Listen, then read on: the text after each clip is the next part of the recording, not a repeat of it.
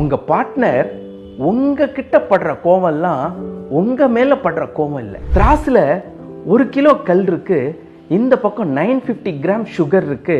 நீங்க 100 gram sugar சேர்த்தா wait கூடிடும் இல்லையா? உங்க பார்ட்னர்கிட்ட ஏதோ ஒரு சின்ன விஷயம் சொன்னீங்க, எரிஞ்சு விழுந்தா நீங்க என்ன புரிஞ்சுக்கணும்? ஏற்கனவே நிறைய எமோஷன்ஸோட இருந்திருக்காங்க.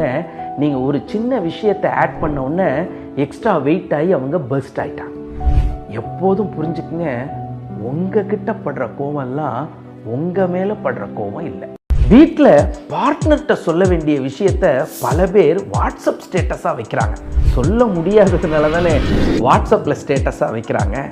வீழ்வேன் என்று நினைத்தாயோ அப்படின்னு வாட்ஸ்அப் ஸ்டேட்டஸ் வச்சுருந்தா வீட்டில் சண்டை போட்டுட்டு வந்து இன்னும் நான் தில்லாதான் இருக்கேன்னு பார்ட்னருக்கு உணர்த்த விரும்புகிறாங்கன்னு அர்த்தம்.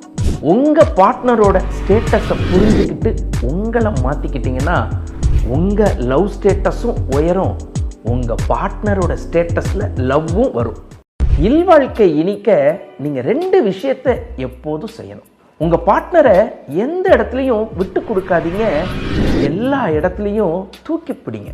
இவன் எப்போவுமே இப்படி தான் சுத்தம்னு எதையாவது தொடச்சிக்கிட்டே இருப்பா அப்படின்னா நீங்கள் விட்டு கொடுக்குறீங்க.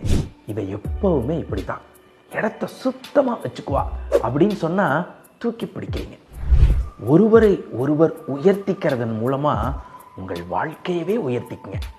என் கணவரோட 1/2 மணி நேரம் பேசினாலே அதில் 5 சண்டை வந்துடுது சார் அப்படின்னு ஒருத்தவங்க வருத்தப்பட்டாங்க. பக்கத்தில் இருந்தவங்க சொன்னாங்க, சார் என் கணவர்கிட்ட 5 நிமிஷம் பேசினாலே அதுக்குள்ள 5 சண்டை வந்துடுது அப்படின்னு வருத்தப்பட்டாங்க.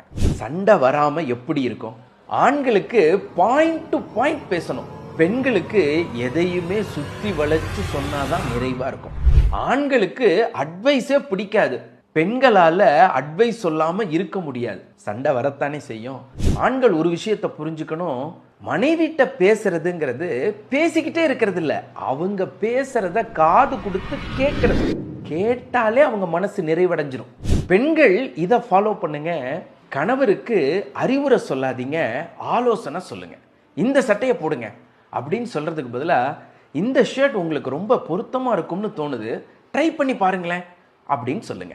கணவரும் மனைவியும் இப்படி பேச ஆரம்பிச்சா 5 நிமிஷம் இல்ல, 1/2 மணி நேரம் இல்ல, ஆயுளுக்கும் சண்டையே இல்லாம சந்தோஷமா வாழலாம். கணவன் மனைவி ஒரு சண்டையில ஒரு சண்டையை மட்டும் போடுங்க. ஒரே நேரத்துல பல விஷயங்களை இழுத்து சண்டை போடாதீங்க. எல்லா ஆயுதத்தையும் எடுத்தா யாராலையும் சமாளிக்க முடியாது இல்லையா? பல வருஷங்களுக்கு முன்னாடி சமாதானமாகி புதைச்ச பிரச்சனையெல்லாம் தோண்டி எடுத்து சண்டை போடக்கூடாது. கணவர் பால் வாங்கிட்டு வர மறந்துருப்பாரு, அதுக்கு மட்டும் திட்டினா பரவாயில்ல. இப்படிதான் நீங்க கல்யாணத்தன்னைக்கு உங்க குடும்பத்தை மட்டும்தான் கூப்பிட்டு குரூப் போட்டோ எடுத்தீங்க, எங்க குடும்பத்தை கூப்பிட்டு குரூப் போட்டோ எடுக்கணும்னு உங்களுக்கு தோணல இல்லையா? அப்படின்னு 15 வருஷத்துக்கு முன்னாடி நடந்த பிரச்சனையெல்லாம் இழுத்து சண்டை போடக்கூடாது. ஒரு சண்டையில ஒரு சண்டையை மட்டும்தான் போடணும். அப்பதான் சண்டைகள் சீக்கிரம் சமாதானங்கள் ஆகும்.